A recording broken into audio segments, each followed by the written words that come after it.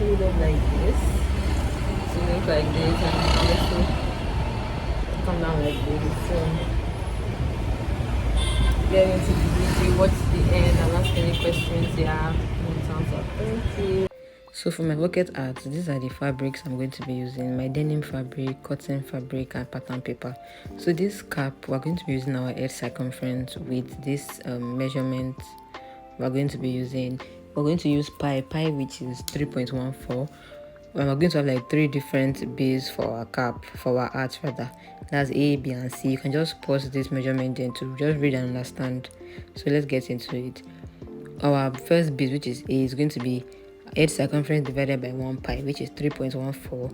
Whatever you have, you're going to like fold your pattern paper into 4, like you want to cut like a fillet.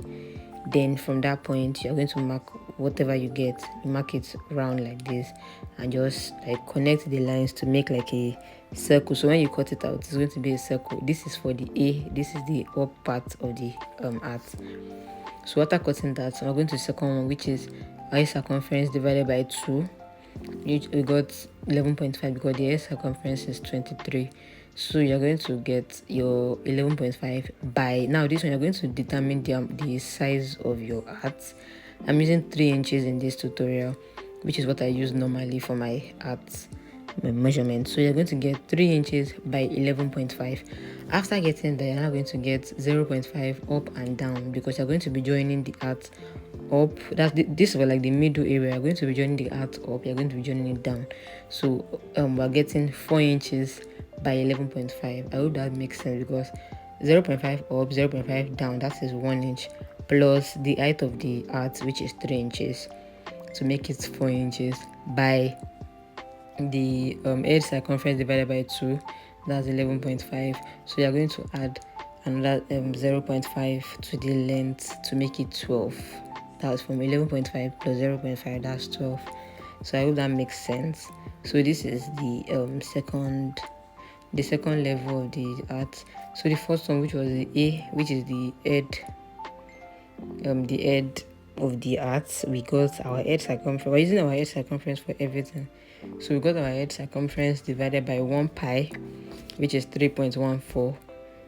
Then the second level, which is the middle part of the art, you get your head circumference divided by 2. You get 11.5. You add your allowance 0.5 up and down, that's 4 inches. Add your 0.5 allowance also to the side of the to the length of the head circumference, which is 12 inches. 11.5 plus 0.5, that's 12 inches. You're cutting this on fold, so that's why I put that mark right there. So we just cut it out and then go to the last level, which is the mouth of the art. So for this one, you're going to divide your head circumference divided by 1 pi, which is 3.4, like I said earlier. So you're going to divide and whatever you get, you are not going to fold this pattern this time around. You're going to leave it like this, and then from this edge, whatever you divide, because people have like different edge sizes, so that's why I'm not using my own circumference as a reference. So you're just going to divide that, and whatever you have from this pointed mouth here, you're going to measure it round.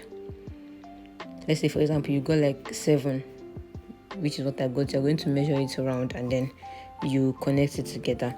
Note you're not folding this one though, you're just cutting it from the first one we folded it to make a circle. This one you're just folding it, you're just measuring it from the edge rather. So after that you connect it together, and don't forget to add your 0.5 allowance up and down. And also I'm making the height of this one. Now this is where you can do anything you want. You can make it 3 inches if you want, you can make it 2.5, you can make it 1.5, anyone is fine. So I made mine 3 inches because that is what I wanted to use. You can use any length you want. So after getting the round, connect it together and then measure the length of the art. That's like the one that comes out of your head. So you measure whatever you want, and then you add 0.5 up and you add 0.5 down. So I'm labeling this one C, and I'm cutting it on fold also when I want to cut on my fabric. So yeah, I'm adding my 0.5 down, then you connect it also, and you add your 0.5 up and you connect it, and that is all you need to know for the cutting of bucket art. Like, it's that simple. You just need your edge circumference and then the division, and that's all. So now for this part, which is the B part, we're just going to trace out the same thing we cut on the pattern. Note that you're not adding allowance to this one because we've added allowance already. So just put on your fabric and then cut out same way, and that is all. Then we're going to, after cutting this one, you cut the C part, and this is for the C. We've cut the B already. This is for the C. You're going to fold your fabric in bias form because we're cutting like a round.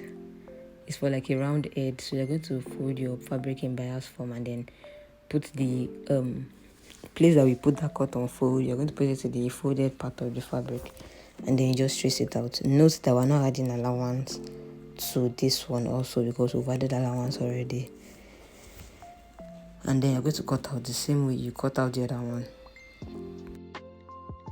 So now once you cut the A part, you're going to fold your fabric like this because this one is going to be like in a circle.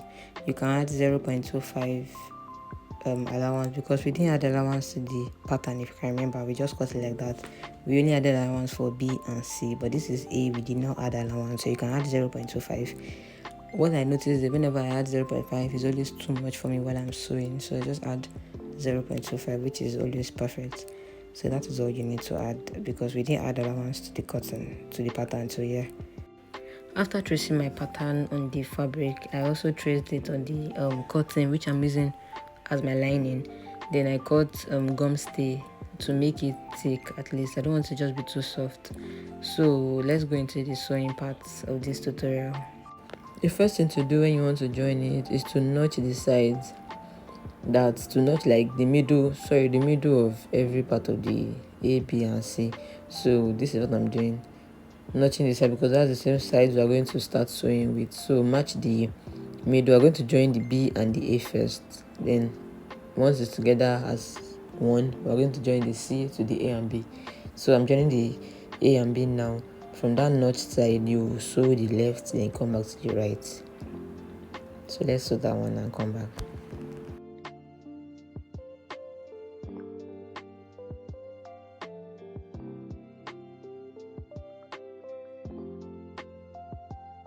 Now I'm done joining the A and the B. It's time to join the C to the A and the B. So the same notch that we made, I'm going to join it notching to notching and sew it around also. Right side facing right side too.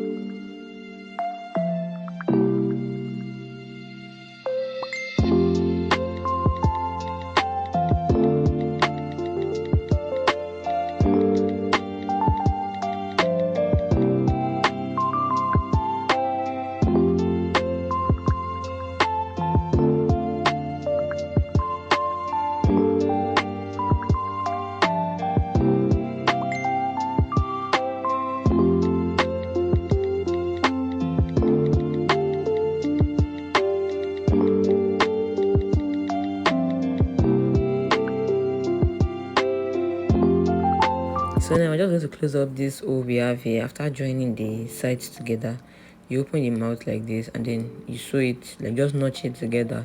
That's to close that the joining we had, because the round one is still going to have like a hole after joining the body together. That's the side and the side.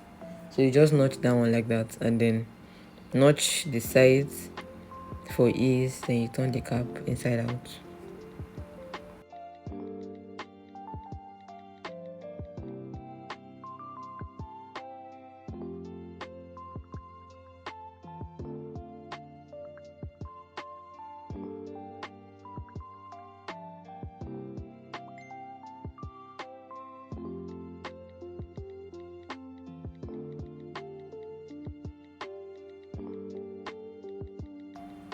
So now we're going to join the lining and the fabric together.